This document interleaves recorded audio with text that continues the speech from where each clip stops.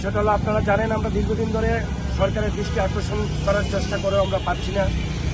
বিধায় আগামীকালকের যে কর্মসূচি আমরা ঘোষণা করেছি, সেটা আমাদেরকে ঘোষণা করতে সরকার বাধ্য করেছে। আমরা 15 দিন যাবৎ এখানে পড়ে থাকার পরও এদেশের নাগরিক হিসাবে রাষ্ট্রের পক্ষ থেকে আমাদের সাথে যোগাযোগ করার কথা ছিল, যেটা সংবিধান স্বীকৃত, কিন্তু করেন নাই তারা।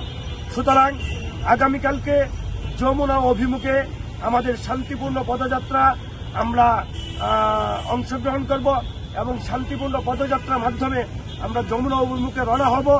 ইনশাআল্লাহ আমরা চাই প্রধান উপদেষ্টার সাক্ষাৎ, আমরা চাই আমাদের ন্যায় বিচার করা হোক, আমরা চাই অপরাধীদের শাস্তি, নিরপরাধীদের মুক্তি এবং সুস্থ এবং গ্রহণযোগ্য তদন্তের মাধ্যমে যারা বিভিন্ন দেশের বিভিন্ন জায়গা থেকে পিলখানা সহ এই টুকরো অভিযোগে যাদেরকে গণহারে গ্রেপ্তার করে চাকরিচ্যুত করা হয়েছে, তাদেরকে চাকরিতে পুনর্বহাল করতে হবে ইনশাল্লাহ।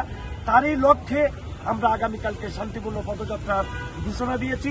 আমরা আশা করছি সারা বাংলাদেশ থেকে আমাদের সহকর্মী ভাইরা, তাদের পরিবারবর্গ, আমাদের বন্ধু-বান্ধব, রাজনৈতিক সামাজিক সংগঠনের নেতৃবৃন্দ, তারা আমাদের সাথে যোগদান দিবেন এবং আমাদের দাবির সাথে একাত্মতা ঘোষণা করবেন। ধন্যবাদ। আমাদেরকে বিভিন্নভাবে আশ্বস্ত করেছে, কিন্তু কাজের সাথে বাস্তবে তার কোনো মিল নাই।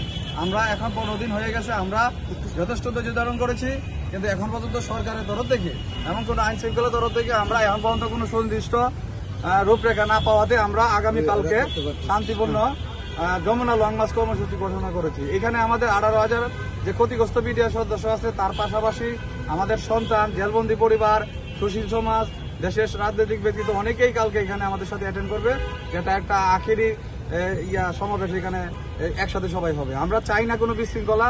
আমরা আইন শৃঙ্খলা বাহিনী বিশেষ করে তাদেরকে যথেষ্ট সম্মান রেখেই বলবো যে আমরা একটা সুশৃঙ্খল বাহিনীর সদস্য। আমরা বিগত সময় সুশৃঙ্খলতার পরিচয় দিয়েছি। আমরা এখানে কারো কোনো ফিডব্যাক না পাওয়াতে বাধ্য হয়েছি এই ধরনের লং মার্চ কর্মসূচি দিতে, কিন্তু আমাদের উদ্দেশ্য একটাই, সেটা হচ্ছে যে আমরা শান্তি শৃঙ্খলাভাবে আমাদের শেষ আশ্রয়স্থল আমাদের যে ডক্টর ইউনূস স্যার, ওনার সাথে আমাদের দাবি দেওয়া নিয়ে কথা বলবো। আপনারা হয়তো জানেন আমাদের দাবিগুলো খুবই সিম্পল। 3টা দাবি নিয়ে আমরা এখানে অবস্থান কর্মসূচি ঘোষণা করছি। এর মধ্যে আমাদের প্রথম দাবি হচ্ছে যে এই যে পিলখানার সূত্রপাত ধরে ঢাকা এবং ঢাকার বাইরে বিভিন্ন জায়গা চৌহদ্দির স্থাপনা, এমনও সময় ছিল এই পিলখানার এই ঘটনার দিন 25শে ফেব্রুয়ারি 26 তারিখ অনেক সদস্য আমাদের ঢাকার বাইরে যারা অবস্থান কর্মসূচি ছিল, বেশিরভাগ লোকজন ছুটিতে ছিল, এমনও লোকজন আছে বর্ডার এলাকা ছিল। এই 17 বছর আগে ওইখানে হিটলেক্স এলাকা অনেকে নেটওয়ার্কেই ছিল না, 3 দিন 4 দিন পরে নেটওয়ার্কে আসছে। তো এই লোকটা কি জানবে পিলখানা সূত্রপাতে এই যে হত্যাকাণ্ডের সম্বন্ধে? তো এরপরেও দেখেন হাস্যকর বিষয়, এই 54টা স্থাপনা বাংলাদেশে 18টা স্পেশাল কোড করে শেখ হাসিনা সরকার পরবর্তীতে 2010 সালে সংসদে একটা কালো আইন পাশ করে আমাদেরকে বিভিন্নভাবে চাকরিচ্যুতি এবং 4 মাস থেকে 7 বছর বিভিন্ন মেয়াদে জেল জরিমানা করেছে, যা বাংলাদেশ রাইফেলস এবং পৃথিবীর ইতিহাসে এই ধরনের ঘটনা নাই। ঘটনার সময় আমাদের একটা নিজস্ব আইন আসছিল, বিডিআর একটা স্বরাষ্ট্র মন্ত্রণালয়ের বাহিনী, তাদের নিজস্ব একটা আইন আছে।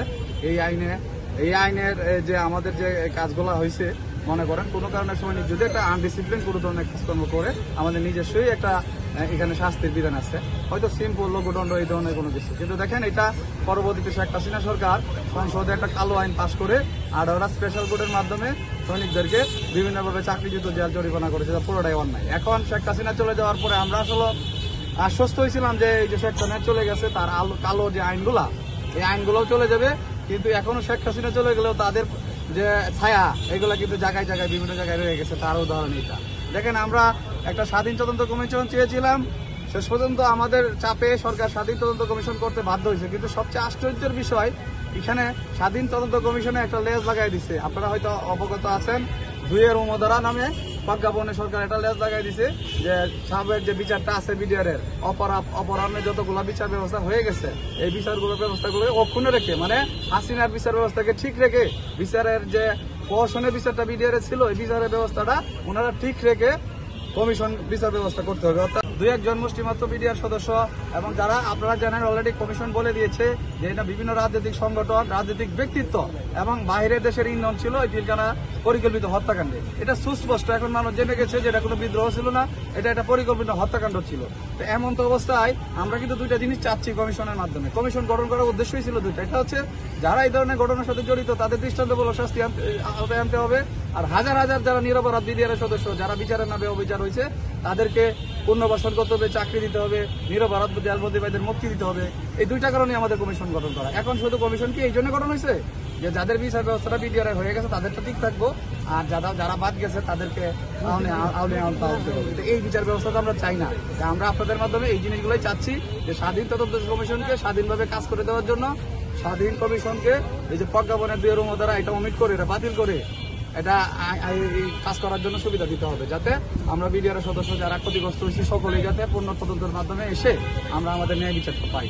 আসলে এই অনাকাঙ্ক্ষিত ঘটনা ঢাকা এবং ঢাকার বাইরে ডিজির বিচার, সিইও সাহেবের বিচার এবং সেক্টর কমান্ডারের বিচারের মাধ্যমে যেসব সৈনিক সদস্য ক্ষতিগ্রস্ত হয়েছে, চাকরিচ্যুত হয়েছে, সকলকেই রাষ্ট্রীয় সাবেক সকল সুবিধা সহ চাকরিতে পূর্ণ বহাল করতে হবে। যাদের বয়স নাই, যারা এই সরকারি সুযোগ সুবিধা বা পেনশনের আওতায় আসবে তাদেরকে পেনশনের আওতায় আনতে হবে, যাতে তারা শেষ বয়সে অন্তত করে ডাল ভাত খেয়ে বাঁচতে পারে। আমাদের দ্বিতীয় দাবি, স্বাধীন তদন্ত কমিশনের 2 দ্বারা এটা বাতিল করে প্রজ্ঞাপনে সংশোধনী করে এই স্বাধীন তদন্ত কমিশনকে স্বাধীনভাবে কাজ করতে দিতে হবে এবং পাশাপাশি নিরপরাধ যারা জেলবন্দি সদস্য আছে তাদেরকে মুক্তি দিতে হবে। 3 নম্বর দাবি হচ্ছে আমাদের এই পিলখানা হত্যাকাণ্ডে যেসব সেনা কর্মকর্তা আমাদেরকে নিয়ে কথা বলতে গিয়ে বিভিন্নভাবে জেল গুমের শিকার হয়েছে, আয়না করে শিকার হয়েছে, সকল যারা এই পিলখানা কথা বলতে গিয়ে চাকরিচ্যুত হয়েছে, এই আমাদের শ্রদ্ধাভাজন সকল সেনা কর্মকর্তাদেরকে এই চাকরিতে পুনর্বহাল করতে হবে বা একটা রাষ্ট্রীয় পুনর্বাসন করতে হবে, সুযোগ সুবিধা করতে হবে। বাংলাদেশ রাইফেলস 230 বছরের গৌরব ইতিহাস বিডিআর এই নামকরণ পুনঃস্থাপন করতে হবে। এইটাই হলো আমাদের 3টা মূল দাবি। আমরা এই দাবিগুলো নিয়ে আগামীকাল লং মার্চ করবো যমুনা। আপনাদের কাছ থেকে সর্বোচ্চ সহযোগিতা এবং আইন শৃঙ্খলা বাহিনী থেকে বিনয়ের সাথে বলবো, আমরা কোনো বিশৃঙ্খলা চাই না, আপনারাও আমাদেরকে সহযোগিতা করবেন। আমরাও কথা দিচ্ছি, আমরা বিগত জীবনের ন্যায় যে আমাদের 2.5 কর্মসূচি, আমরা সুশৃঙ্খলতার সহিত আমরা যমুনা লং মার্চ করবো। আমরা একটাই উদ্দেশ্য যে আমাদের শেষ অভিভাবক, আমাদের আশ্রয়স্থল, আমরা ডক্টর ইউনূস সাহেবের মাধ্যমে আমরা ওনাদের সাথে কথা বলে আমরা একটা সুষ্ঠু সমাধান আসবো। এটাই আমাদের দাবি। ধন্যবাদ।